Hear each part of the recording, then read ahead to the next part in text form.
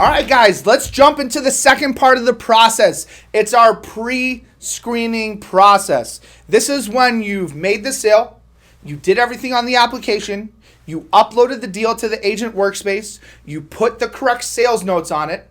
Now what needs to happen in the second part of the process of underwriting is our pre-screener is going to go through your application and make sure we can send it to home office.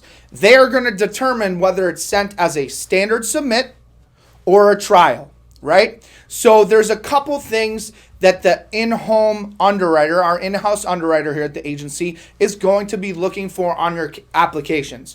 Number one is the size of the deal. First things first, if it's over 1,000 ALP, which is more than $84 a month, we're going to need a phone call verification.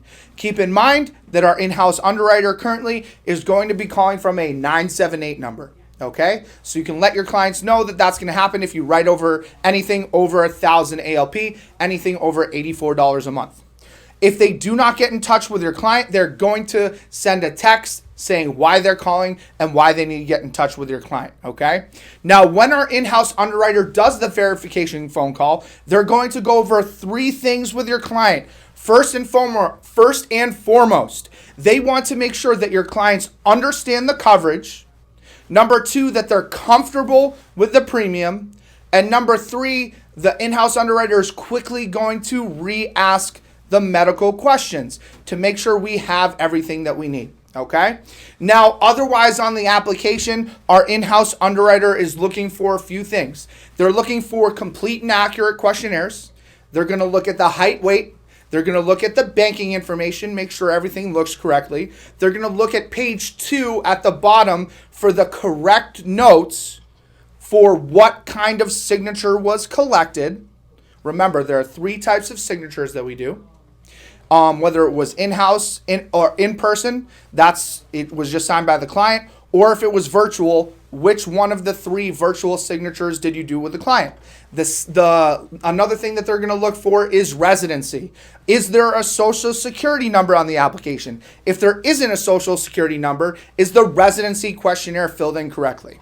And then the last thing that our in-home underwriter is going to look for is, do we need to send this as a trial? Meaning, are there health issues or habits issues that are going to make this client become not a standard submit that you get paid on right away, but we're going to send it through the special way as a trial? Some auto trial situations, very typical situations where we're going to have to trial the client no matter what. Number one, any kind of insulin-dependent diabetes, any past cancer history within the last 5 years.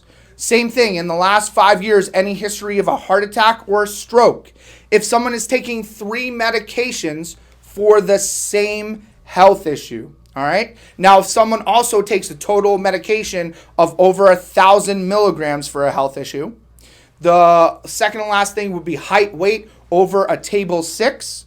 That table rating system is in your help tab in the e-application. And the last thing that they're going to look for that's an automatic trial is anyone that's taking any kind of blood thinners, all right?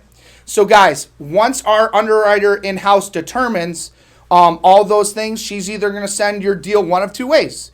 It's either going to be sent standard and you're going to get paid on it right away, or she'll send it as a trial because we're not sure if it'll get approved once everything is looked at by home office underwriters with our home office. All right, guys, so that's the second step in the process to make sure that we can take the application that you've written and make sure that we can send it to be underwritten and approved by the company.